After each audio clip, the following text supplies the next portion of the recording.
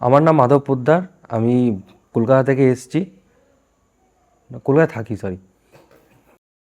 এই প্রজেক্টটা কনফার্ম হওয়ার পর আমাদের প্রথম ফার্স্ট টার্গেট ছিল যে আমরা লোকেশনটা রেকি করবো। তো তখন সৌরভদা এসে ফার্স্টের লোকেশনটা একটা বেসিক রিসার্চ করে কোন কোন লোকেশনে শুটিং পসিবল হবে, কোন কোন লোকেশনে শুটিং পসিবল না, বা লাইট কন্ডিশন কেমন, সেরকম টোটাল একটা বেসিক রিসার্চ করে একটা ডাটা নিয়ে এসছে। এবার সেটা আমরা অনলাইনে আমাদের আমাদের সার্ভারে সেটা আপলোড করে সেটাকে আমরা প্রত্যেক দিন সেটা নিয়ে আসার আগে পর্যন্ত আমরা যবে থেকে কলকাতায় ট্রেনে চাপি তার আসার আগে পর্যন্ত আমরা প্রত্যেক দিন মিটিং করে সেটাকে চর্চা করতাম, কীভাবে প্ল্যান করব, কালার প্যালেট বা শুটিং লোকেশান, স্কিন টোনের সাথে আমি কীভাবে সব কিছু মানে ব্যাকগ্রাউন্ডে কালার প্যাচ করবো, এই সেগমেন্টগুলো।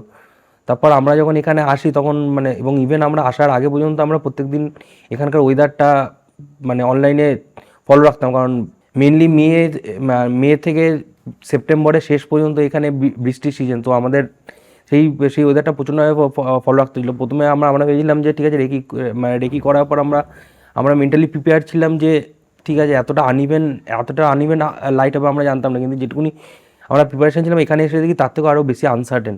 কখনো ক্লাউডি মানে কখনো ক্লাউডি ওয়েদার, সেটার জন্য আমরা তখন সঙ্গে সঙ্গে আবার বৃষ্টি চলে এলো। এবার ক্লাউডটা মানে বৃষ্টি সিজনটা মানে বৃষ্টি কমপ্লিট হওয়ার পর যখন আমরা শুট শুরু করলাম ভেবেছিলাম যে আমরা একটা সুন্দর ইভেন্ট লাইট পাবো।